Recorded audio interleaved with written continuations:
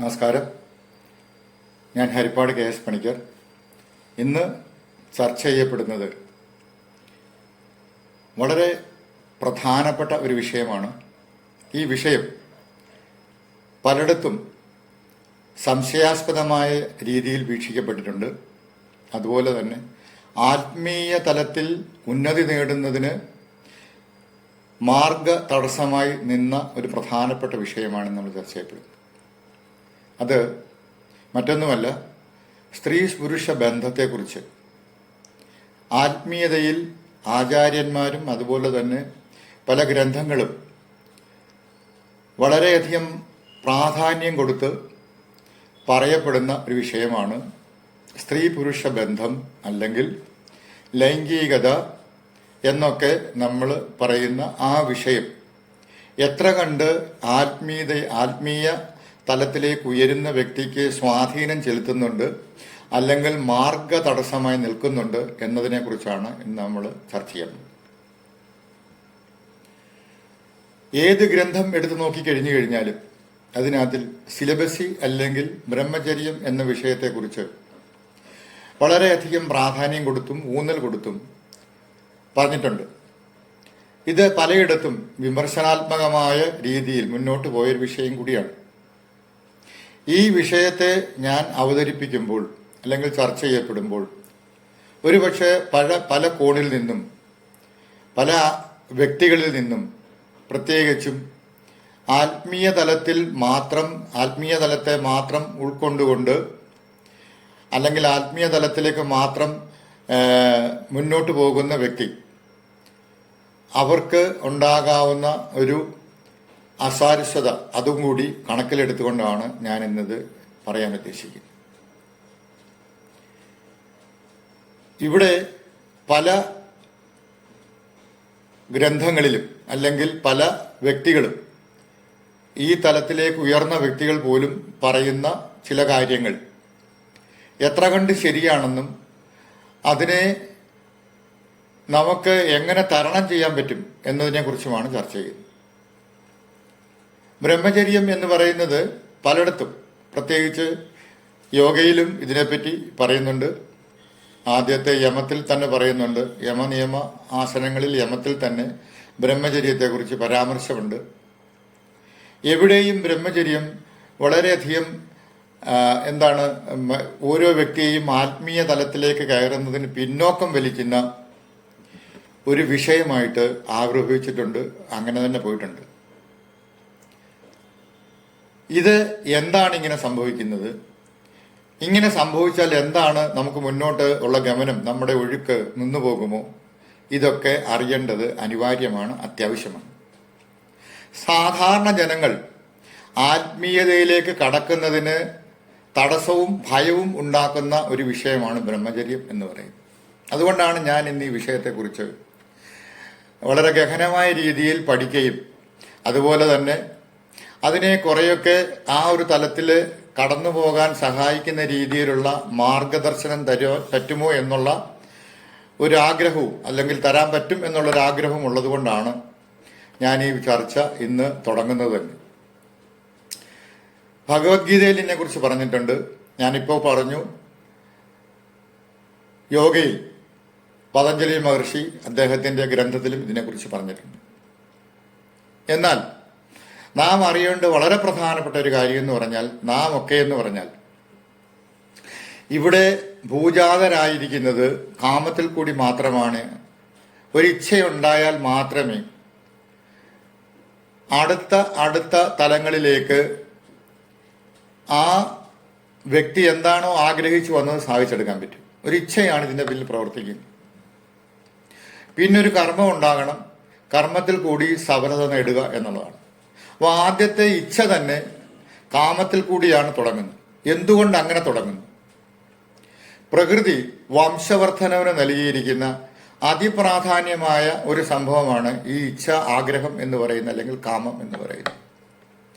ഈ പേര് കേൾക്കുമ്പോൾ തന്നെ പലരുടെയും നെറ്റി ചുളിയുന്നതായിട്ട് അനുഭവപ്പെടുന്നുണ്ട്. കാര്യം അങ്ങനത്തെ വേട് പറയുന്നതിന് തെറ്റല്ലേ. ഇത് വേട് രണ്ടക്ഷരമാണ്. അതിൻ്റെ യാഥാർത്ഥ്യമായിട്ടുള്ള അർത്ഥം എന്ന് പറയുന്നത് ഇച്ഛയെന്നാണ്. പക്ഷെ ഇതിനെ തെറ്റിദ്ധരിക്കപ്പെട്ട് പലരും ചിന്തിക്കാറുണ്ട്. അതിൽ നിന്ന് കവിഞ്ഞ് ഇതിന് കൊടുക്കേണ്ട ഒരു അർത്ഥം എന്ന് പറഞ്ഞ് ഒരു ആഗ്രഹം അല്ലെങ്കിൽ ഒരു ഇച്ഛ എന്ന് മാത്രമാണ്. ഇച്ഛാപൂർത്തീകരണമാണ് എല്ലാ കർമ്മങ്ങളുടെയും പിന്നാമ്പുറം അല്ലെങ്കിൽ തുടക്കം അവിടെയാണ്. ഇച്ഛയില്ലാതെ ഒരു കാര്യവും സാധ്യമാവില്ല. അത് പ്രകൃതിയിൽ നിന്നാണ് കിട്ടിയിരിക്കുന്നത്. പ്രകൃതിയെ നമുക്കറിയാം വികൃതിയായി കണ്ടുകൊണ്ട് മാറ്റമുള്ളതാണെന്ന് അറിഞ്ഞുകൊണ്ട് മാറ്റമുള്ള സംഭവങ്ങളെല്ലാം തന്നെ എന്ത് സംഭവമാണോ മാറ്റമുള്ളത് അതെല്ലാം തന്നെ നൈമിഷികമാണെന്നുള്ള തലം കൂടി ചിന്തിച്ചാൽ മാത്രമേ ഈ തലത്തിലേക്ക് നമുക്ക് കടക്കാൻ പറ്റൂ. അപ്പോൾ നൈമിഷികമായിരിക്കും അല്ലെങ്കിൽ വളരെ പെട്ടെന്ന് എന്തും സംഭവിക്കാൻ തലത്തിൽ മാറ്റമുള്ളതും വികൃതിയായതുമാണ് പ്രകൃതി എന്ന് പറയും. ആ പ്രകൃതിയിൽ നിന്നാണ് നമുക്കൊരു ശരീരം കിട്ടിയിരിക്കുന്നത്. ആ ശരീരത്തിൽ വികാരത്തില് ഒന്നാണ് ഇച്ഛ. ഈ വികാരത്തെ നമ്മളൊന്ന് എടുത്തു കഴിഞ്ഞാൽ 13-ാമത്തെ അധ്യായം ഭഗവത്ഗീത എടുത്തു നോക്കിക്കഴിഞ്ഞാൽ ക്ഷേത്രജ്ഞ യോഗ വിഭാഗത്തിൽ കൃത്യമായിട്ടും ശരീരത്തിന്റെ സ്വരൂപത്തെക്കുറിച്ചും അതുപോലെ തന്നെ 16 സ്വഭാവത്തെക്കുറിച്ചും 7 വികാരങ്ങളെക്കുറിച്ചും വ്യക്തമായിട്ട് പറഞ്ഞിട്ടുണ്ട്. 7 വികാരങ്ങളിൽ പെട്ടതാണ് ഈ പറയുന്നതെല്ലാം തന്നെ. അത് പ്രകൃതിയുടെ ദേനാണ്, പ്രകൃതി തന്നതാണ്. അപ്പോൾ പ്രകൃതി തന്നിരിക്കുന്ന എല്ലാം തന്നെ ശരീരത്തിൽ ഉള്ളത്തോളം കാലം ഈ ശരീരം അത് കൃത്യമായിട്ട് അനുഭവിച്ച് മുന്നോട്ട് നീങ്ങുന്ന ഒരവസ്ഥ.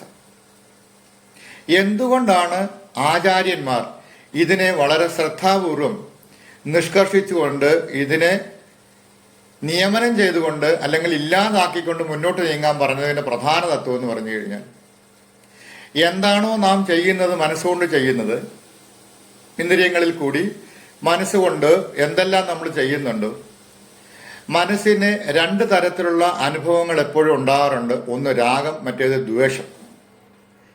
രാഗം സന്തോഷാത്മകമായ തലത്തിൽ നിന്നുകൊണ്ട് സന്തോഷിച്ച് ചിന്തിക്കുന്ന അവസ്ഥയിൽ ആ ചിന്ത സന്തോഷത്തിൽ പര്യവസാനിക്കാൻ നാം എന്തൊക്കെ ഉദ്യമം ചെയ്യണം, ഇതൊക്കെയാണ് രാഗാവസ്ഥ എന്ന് പറയുന്നത്. അതേസമയം ദ്വേഷാവസ്ഥ എന്ന് പറയുന്നത് ദുഃഖപൂർണമായ അനുഭവങ്ങൾ കഴിഞ്ഞതും ഒരുപക്ഷെ വരാൻ പോകുന്നതും അല്ലെങ്കിൽ ഇന്നും നിലനിൽക്കുന്നതുമായ ദുഃഖപൂർണമായ അനുഭവങ്ങളെ ചിന്തിച്ചുകൊണ്ട് മുന്നോട്ട് നീങ്ങുന്ന അവസ്ഥ. രണ്ടിലും മനസ്സ് ഉണ്ട് എന്നുള്ളത് തീർച്ച. രാഗ അനുഭവത്തിലും മനസ്സുണ്ട്, ദ്വേഷ അനുഭവത്തിലും മനസ്സുണ്ട്. പക്ഷെ രാഗാനുഭവത്തിലെ മനസ്സെന്ന് പറഞ്ഞത്, ഉദാഹരണത്തിന് നാം ഒരു വീട് വെക്കാനുള്ള പ്ലാൻ ഉണ്ടായി കഴിഞ്ഞു കഴിഞ്ഞാൽ, എസ്റ്റിമേറ്റും ചെയ്തു കഴിഞ്ഞാൽ ആ വീടിനെക്കുള്ള സ്വപ്നം നമ്മളിൽ എപ്പോഴും നിറഞ്ഞു നിൽക്കുന്ന അവസ്ഥയാണ്.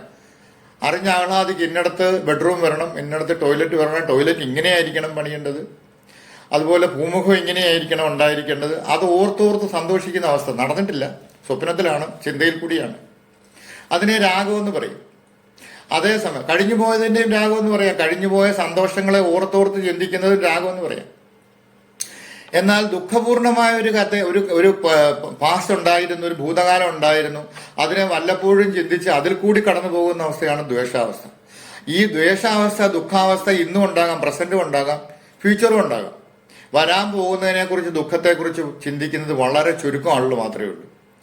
കാരണം എന്താ സംഭവിക്കാൻ പോകുന്നത് നല്ലതായിരിക്കട്ടെ എന്ന് ചിന്തിക്കുന്നവരാണ് നമ്മളിൽ 99% ആളുകളും. ദുഃഖത്തെക്കുറിച്ച് ചിന്തിക്കാറില്ല. ഒരു രോഗം വന്നാലും ശരി, ആ രോഗത്തെ എങ്ങനെ തരണം ചെയ്യണം എന്ന് നമുക്ക് നന്നായിട്ട് അറിയാവുന്നവരാണ്. അതിനു വേണ്ടിയിട്ട് നമ്മൾ എന്ത് പ്രയത്നവും ചെയ്യും. അപ്പം അതിനുവേണ്ടി ഹോസ്പിറ്റലിൽ പോകാം, മറ്റെല്ലാ കാര്യങ്ങളും ചെയ്യാം, അങ്ങനെയുള്ള എല്ലാ തലത്തിലേക്കും നമുക്ക് പോകാൻ പറ്റും. അപ്പം ദുഃഖപൂർണമായ ചിന്ത ഉണ്ടെങ്കിൽ പോലും രോഗം വരുന്നു, രോഗത്തിനെ കുറിച്ചുള്ള ചിന്ത വര, അങ്ങനെ ഈ 2 തരത്തിലുള്ള ചിന്ത. ഇതാണ് മനസ്സിനെ അടിപ്പെടുത്തിക്കൊണ്ടിരിക്കുന്ന ഒരു തലമെന്ന് പറയുന്നത്.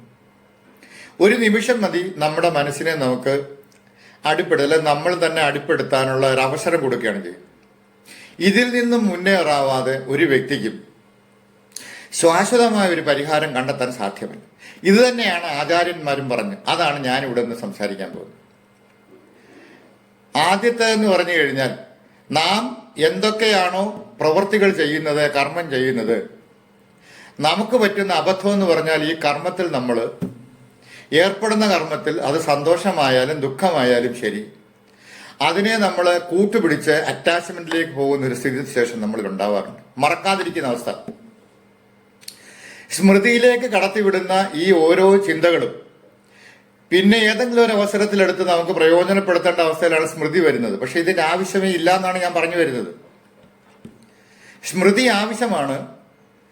ഏതെങ്കിലും അത്യാവശ്യമായ ഒരു വസ്തുവിലേക്ക് കടന്നുകൂടുമ്പോൾ മാത്രമേ സ്മൃതി വരാവൂ. ഒരു സ്ഥലം കണ്ടുപിടിക്കണം. നിങ്ങൾ പോകുന്ന വഴി തിരുവനന്തപുരം ആണെങ്കിൽ ഏത് വഴിയിൽ കൂടി പോയി കഴിഞ്ഞാൽ അവിടെ എത്തണമെന്നുള്ള ഒരു മനസ്സ്, ഒരു സ്മൃതി നിങ്ങളിലുണ്ടെങ്കിൽ വഴി ഷോർട്ട് കട്ടിൽ കൂടി നിങ്ങൾക്ക് കടന്നു പോകാൻ സാധ്യമാവും. ഇപ്പൊ പിന്നെ അതിന്റെ ആവശ്യമില്ല. ഗൂഗിൾ ഉള്ളിടത്തോളം കാലം ഗൂഗിൾ കൊണ്ട് എത്തിക്കും.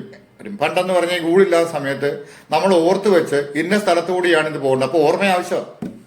പക്ഷെ എല്ലാത്തിൻ്റെ ഈ ഓർമ്മ നമുക്ക് പറ്റുന്നതെന്ന് പറഞ്ഞു കഴിഞ്ഞാൽ എപ്പോഴും പ്രശ്നം ഉണ്ടാകുമെന്ന് പറഞ്ഞു കഴിഞ്ഞാൽ ഈ സ്മൃതി നമ്മളെ എന്ത് ചെയ്യും? പലപ്പോഴും ദുഃഖമാണെങ്കിൽ ദുഃഖം, സന്തോഷമാണെങ്കിൽ സന്തോഷം അതിലേക്ക് കലർത്തിക്കൊണ്ട് പോയി അതിലങ്ങ് അറ്റാച്ച് ആവുകയാണ് ചെയ്യുന്നത്. അപ്പൊ ഇവിടെ പറഞ്ഞു സ്ത്രീ പുരുഷ ബന്ധത്തെക്കുറിച്ചുള്ള അതാണ് സിലബസി അല്ലെങ്കിൽ ബ്രഹ്മചര്യം എന്ന് പറയുന്നതെങ്കിൽ അതിനെ ഇല്ലാതാക്കി കഴിഞ്ഞാൽ അല്ലെങ്കിൽ അതിനെ വേണ്ടാന്ന് വെച്ച് കഴിഞ്ഞാൽ ഒരു വ്യക്തിക്ക് ഈ ചിന്തയിൽ കുടുങ്ങാതിരിക്കാൻ സാധിക്കുമെന്ന് ആചാര്യന്മാർ പറഞ്ഞതിന്റെ വെളിച്ചത്തിലാണ് ബ്രഹ്മചര്യം പാലിക്കാൻ പറഞ്ഞതിന് പ്രധാനപ്പെട്ട കാര്യം. എല്ലാ ജീവജന്തുക്കൾക്കും ഈ ഒരു സ്വഭാവമുണ്ട്, അല്ലെങ്കിൽ വംശവർദ്ധനം ഉണ്ടാവില്ല. ഇത് കൊടുത്തതിന്റെ പ്രധാന ഉദ്ദേശ ലക്ഷ്യം എന്ന് പറഞ്ഞാൽ വംശവർദ്ധന വേണ്ടി മാത്രമാണ്. പക്ഷേ മൃഗങ്ങളിൽ മേറ്റിംഗ് എന്ന് പറയുന്നത് കാലാകാലങ്ങളിൽ ഒരു സമയത്ത് മാത്രമേ ഉണ്ടാവാറുള്ളൂ. എന്നാൽ മനുഷ്യനിൽ എന്ന് പറയുന്നത് അതിന് കൊടുത്ത സുഖത്തെ ആധാരമാക്കിക്കൊണ്ട് മനുഷ്യൻ ആ സുഖത്തെ മാത്രം മുൻനിർത്തിക്കൊണ്ട് ഇതിൽ മാത്രം ചിന്തിച്ചു പോകുന്ന അവസ്ഥാവിശേഷം ഉണ്ടായതുകൊണ്ടാണ് ആചാര്യന്മാർ സിലബസി അല്ലെങ്കിൽ ബ്രഹ്മചര്യം എന്നത് നിഷ്കർഷിക്കണമെന്ന് പറയാൻ കാര്യം. കാരണം സാധാരണ ഒരു മനുഷ്യനിൽ കിട്ടുന്ന സുഖം ആ സുഖം മാത്രം പിന്തുടർന്നു പോകണമെങ്കിൽ അല്ലെങ്കിൽ തുടർന്നു പോകണമെന്ന് ആഗ്രഹിക്കുന്നത് കൊണ്ട് എന്തു പറ്റുന്നു?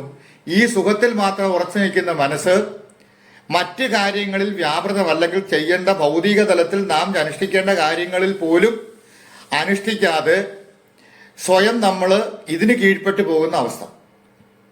കർമ്മങ്ങൾ ചെയ്യാതെ ഒരു വ്യക്തിക്കും ഈ ഭൂമണ്ഡലത്തിൽ നിന്നും പോകാൻ സാധ്യമല്ല എന്ന് ഗ്രന്ഥങ്ങളെല്ലാം പറയുമ്പോഴും, പ്രത്യേകിച്ച് ഭഗവത്ഗീതയുടെ മൂന്നാമത്തെ അധ്യായത്തിൽ കൃത്യമായിട്ട് ഇതിനെക്കുറിച്ച് പറയുന്നുണ്ട്. നാം എല്ലാം തന്നെ പ്രകൃതിക്ക് അടിമപ്പെട്ടവരായതുകൊണ്ട് പരവശനായിക്കൊണ്ട് അവശനായിക്കൊണ്ടാണ് കർമ്മം ചെയ്യുന്നതെന്ന് ഭഗവത്ഗീത പ്രഖ്യാപിക്കുമ്പോൾ അതിൽ നിന്ന് നമുക്ക് വേറിട്ട് നിൽക്കാൻ സാധ്യമല്ല എന്ന് നാം മനസ്സിലാക്കുന്ന അവസ്ഥയിൽ മാത്രമേ, ഒരു വിവേകബുദ്ധി ഉണ്ടാകുന്ന അവസ്ഥയിൽ മാത്രമേ ഈ പറയുന്ന എല്ലാ കാര്യങ്ങളിൽ നിന്നും സാവധാനം വിടുതൽ കിട്ടത്തുള്ളൂ. അല്ലെങ്കിൽ എന്തു പറ്റും? ഒരു ചിന്ത വന്നാൽ അത് സുഖചിന്തയാണെങ്കിൽ ആ ചിന്തയിൽ കുടുങ്ങിപ്പോകുന്ന അവസ്ഥ. ആ കുടുങ്ങിപ്പോകുന്ന അവസ്ഥയിൽ അറ്റാച്ച്മെന്റ് ആയിക്കൊണ്ട് ഒരു വ്യക്തിക്ക് അതിനെ മാറ്റിമറിക്കാൻ സാധിക്കാത്ത അവസ്ഥ. ആ അവസ്ഥയിൽ കുടുങ്ങിപ്പോകുന്ന മനസ്സിനെ അല്ലെങ്കിൽ ഇന്ദ്രിയങ്ങളെയും വേർപെടുത്തി ആത്മീയ തലത്തിലേക്ക് കടക്കാൻ പറ്റാത്ത അവസ്ഥയിലേക്ക് പോകുന്നത് കൊണ്ടാണ് ആത്മീയ ആചാര്യന്മാർ പറഞ്ഞു സിലബസി വെക്ക്. ഈ സിലബസിയെ വെക്കാൻ അല്ലെങ്കിൽ ബ്രഹ്മചര്യം വെക്കാനാണ് മനുഷ്യരായി ഇവിടെ എത്തിച്ചേർന്നവർക്കെല്ലാം തന്നെ ബുദ്ധിമുട്ടുള്ളതെന്ന് എല്ലാവർക്കും അറിയാവുന്ന കാര്യമാണ്. അതിന് ആചാര്യന്മാർ അങ്ങനെ ചെയ്യൂ ഇങ്ങനെ ചെയ്യൂ എന്നൊക്കെ പറയുമ്പോൾ എത്രമാത്രം മനസ്സിനെ നിങ്ങൾ അതിൽ നിന്നും പിന്തിരിപ്പിക്കാൻ ശ്രമിക്കുന്നു അത്രമാത്രം മനസ്സ് അതിലേക്ക് കാഠിന്യത്തോടു കൂടി മുന്നോട്ട് വരികയാണ് ചെയ്യുന്നുള്ള അവസ്ഥ നാം സ്വയമായിട്ട് മനസ്സിലാക്കേണ്ടിയിരിക്കുന്നു. ഇതാണ് നമുക്ക് കിട്ടാത്ത ജ്ഞാനം എന്ന് പറയും. എന്താണോ ഫോഴ്സ്ഫുള്ളി മനസ്സിനെ നമ്മൾ ആ ഒരു തലത്തിലേക്ക് എത്തിക്കാൻ വേണ്ടി ശ്രമിക്കുന്നത് അത്രയും മനസ്സ് അതിനിരട്ടിയായിക്കൊണ്ട് അതിലേക്ക് പോകാൻ ശ്രമിക്കുന്ന അവസ്ഥ. അല്ലെങ്കിൽ നിങ്ങൾ ചെയ്തു നോക്ക്, ഏതെങ്കിലും ഒരു കാര്യം നിങ്ങൾ വേണ്ട വേണ്ട വേണ്ട എന്ന് ആഗ്രഹിക്കുമ്പോൾ അതിലേക്ക് തന്നെ മനസ്സ് നിങ്ങൾ ഇന്നല്ലെങ്കിൽ നാളെ അല്ലെങ്കിൽ കുറെ നേരം കഴിഞ്ഞ് അതിലേക്ക് എത്തിച്ചേരുന്ന ഒരു അവസ്ഥയുണ്ടാവും. ഈ അവസ്ഥാവിശേഷത്തെ കണ്ടുകൊണ്ട് വിവേകബുദ്ധിയോടുകൂടി ഇതിൽ നിന്നും പിന്തിരിയാനാണ് നാം ശ്രമിക്കേണ്ടത്. ആചാര്യന്മാർ പറഞ്ഞു തരുന്ന കാര്യങ്ങൾ 100% ശരിയാണെന്നും എന്നാൽ ആ ശരിയിലേക്ക് കടക്കണമെങ്കിൽ എന്തൊക്കെ പ്രയത്നം ചെയ്യണമെന്ന് ആരും പറഞ്ഞുതരാത്തൊരവസ്ഥ ഉള്ളത് കൊണ്ടാണ് ഞാനിതിപ്പോൾ പറയേണ്ടി വരുന്നത്. സത്യമാണ്.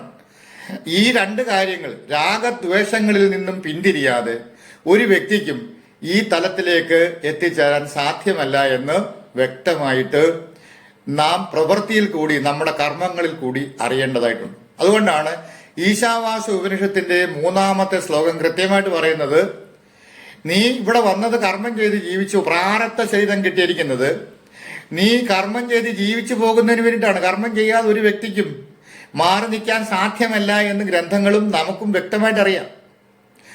ഇവിടെ വന്നിട്ട് ജോലി ചെയ്യാതെ കാശ് കിട്ടില്ല എന്നറിയാം. തലയെക്കെട്ട് കെട്ടി ഒരിടത്ത് മാറി ഇരുന്ന് കഴിഞ്ഞാൽ ആരും കാശ് കൊണ്ട് തരില്ല. തെണ്ടാൻ പോയി കഴിയുന്നത് എന്താന്ന് നമുക്കറിയാം. അഭിമാനത്തിന് ക്ഷതവേക്കുന്ന ഒരു തലമാണ് തെണ്ടലെന്ന് പറയും, ബെഗിങ് എന്ന് പറയും. അതിലേക്ക് പോകാൻ ആരും, അഭിമാനമുള്ളവർ ആരും ആഗ്രഹിക്കത്തില്ല. പക്ഷെ അപ്പൊ എന്ത് ചെയ്യണം? കർമ്മം ചെയ്യാൻ സാധ്യമല്ല. കർമ്മം ചെയ്തേ മതിയാവും. കർമ്മത്തിൽ എങ്ങനെ ഇടപെടണമെന്നും കർമ്മത്തിൽ കൂടി എങ്ങനെ സഞ്ചരിക്കണമെന്നും വ്യക്തമായിട്ട് ഒരു ധാരണ വരുത്തി തരുന്നതാണ് കർമ്മയോഗം. ഭഗവത്ഗീതയിൽ 18-ാമത്തെ അധ്യായം വരെ, 3-ാമത്തെ അധ്യായം തൊട്ട് 18-ാമത്തെ അധ്യായം വരെ വ്യക്തമായിട്ട് അതാണ് പറഞ്ഞു തരുന്നത്.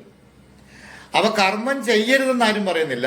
പക്ഷെ കർമ്മത്തിൽ അകപ്പെട്ടു പോകാതിരിക്കേണ്ട അവസ്ഥ എങ്ങനെ ഉണ്ടാക്കിയെടുക്കാം, അതിനുള്ള മാർഗം എന്താണ്, അതാണ് പ്രധാനമായിട്ട് നാം പഠിക്കേണ്ട ഓരോ കാര്യവും. നമ്മൾ ഓരോരുത്തരും അറിഞ്ഞിരിക്കേണ്ട ഒരു കാര്യം എന്ന് പറഞ്ഞു കഴിഞ്ഞാൽ, നാം ഇവിടെ നിന്നും ഇങ്ങോട്ട് വന്നത് തന്നെ, വിട്ടത് തന്നെ, ഈ ശരീരത്തിൽ നിന്ന് വിട്ടത് തന്നെ, സുഖമാനായി ഇവിടെ ജീവിച്ച കുട്ടികളൊക്കെ ഉണ്ടായി, വീടൊക്കെ ഉണ്ടാക്കി, അതുപോലെ തന്നെ കാറുമൊക്കെ മേടിച്ച് സുഖിച്ച് ജീവിച്ചു പോകാനല്ല, മറിച്ച് അതിൽ നിന്നും വിവേകബുദ്ധിയോടുകൂടി വിട്ടതിന്റെ പ്രധാന ലക്ഷ്യം എന്ന് പറഞ്ഞു കഴിഞ്ഞാൽ, നിനക്ക് ഈ ശരീരം ഇനിയും ഉണ്ടാവാത്ത തരത്തിൽ ഇതിനെ അറിഞ്ഞ് ഇനിയും വരാത്ത തരത്തിലേക്ക് എത്തിച്ചേരേണ്ട തലത്തിൽ എത്തിച്ചേരാൻ വേണ്ടിയിട്ടാണ് ഇവിടെ എത്തിയിരിക്കുന്നത്. അത് ഞാൻ ഇങ്ങനെ വളച്ചുകെട്ടി പറഞ്ഞതിന്റെ ഉദ്ദേശം എന്ന് പറഞ്ഞു കഴിഞ്ഞാൽ, സാധാരണക്കാരിലേക്ക് ഇത് എത്തിയണമെങ്കിൽ ഇത് ഇച്ചിരി പ്രയാസം. അതുകൊണ്ടാണ് ഈ പറയുന്നത്. സത്യം പറഞ്ഞു കഴിഞ്ഞാൽ കുറേയൊക്കെ അനുഭവത്തിന്റെ വെളിച്ചത്തിലുമാണ് ഈ പറയുന്നത്. അപ്പൊ അതുകൊണ്ട് ഒരു വ്യക്തി ഇവിടെ ഒരു മനുഷ്യനായി എത്തിച്ചേർന്നതിന്റെ പിന്നാമ്പുറം അതാണെന്ന് ധരിക്കുകയാണെന്നുണ്ടെങ്കിൽ, നാം ചെയ്യേണ്ട കർമ്മങ്ങളൊക്കെ ചെയ്യണമെന്നും ചെയ്തിട്ടേ പോകാമെന്നും നമുക്കറിയാമെങ്കിൽ, അല്ലെങ്കിൽ അങ്ങനെയുള്ള ഒരു അറിവുണ്ടെങ്കിൽ, അതെങ്ങനെ ചെയ്ത് തീർക്കണം എന്നുള്ളതാണ് പ്രധാന ലക്ഷ്യം. ഏത് തരത്തിൽ ചെയ്തു കഴിഞ്ഞു കഴിഞ്ഞാൽ നമുക്ക് ഇവിടെ നിന്നും രക്ഷ നേടാം എന്നാണ് ഇതിന്റെ പ്രധാനപ്പെട്ട കാര്യം. അതിൽ പ്രധാനപ്പെട്ടതാണ് ഈ പറയുന്ന ബ്രഹ്മചര്യം അല്ലെങ്കിൽ സിലബസി എന്ന് പറയും. കാര്യം ഒരു മനുഷ്യനെ ഏറ്റവും കൂടുതൽ അവന്റെ മരണം വരെ ബുദ്ധിമുട്ടിച്ചുകൊണ്ടിരിക്കുന്ന ഒരു സംഭവമാണ് ഈ പറയുന്ന തലം എന്ന് പറയുന്നത്. അല്ലെങ്കിൽ അവൻ ആ തലത്തിൽ നിന്നും മാറി വ്യതിചലിച്ച് സഞ്ചരിച്ച ഒരു രീതിയിലായിരിക്കണം അവന്റെ പോക്ക്. അപ്പൊ ഈ പ്രശ്നം ഉണ്ടാകത്തില്ല. അല്ലെങ്കിൽ നല്ലൊരു ശതമാനം മനുഷ്യജീവികൾക്ക് ഇതറിഞ്ഞ് മുന്നോട്ട് പോയി കഴിഞ്ഞു കഴിഞ്ഞാൽ അവന്റെ മാർഗം ക്ലിയർ ആവും. അല്ലെങ്കിൽ ഈ മാർഗത്തിൽ നാം ഉലഞ്ഞു പോകുന്ന ഒരവസ്ഥ, നാം വേർപെട്ടു പോകുന്ന ഒരവസ്ഥ, നമുക്ക് എങ്ങും എത്തിച്ചേരാൻ പറ്റാത്ത ഒരവസ്ഥയിലേക്ക് നമ്മുടെ മനസ്സ് കൊണ്ടെത്തിക്കുന്ന ഒരു തലമുണ്ട്. അതാണ് ഇവിടെ പറഞ്ഞതിന്റെ പ്രധാനപ്പെട്ട. ഇതിന്റെ പ്രധാന മാർഗം എന്താണെന്നുള്ളത് ഞാൻ അടുത്ത വീഡിയോയിൽ പറയാം. വളരെ പ്രധാനപ്പെട്ട ഒരു കാര്യമാണ്. അങ്ങനെ പോയി കഴിഞ്ഞാൽ ഒരു വ്യക്തിക്ക് എല്ലാം ചെയ്യാം, എന്നാൽ എല്ലാത്തിലും കുടുങ്ങാത്ത അവസ്ഥയിലേക്കും വരാൻ പറ്റും. ഇത് ഞാൻ ഈ ഒരു വീഡിയോ ഇന്നിവിടെ അവസാനിപ്പിക്കുകയാണ്. എല്ലാവർക്കും നമസ്കാരം.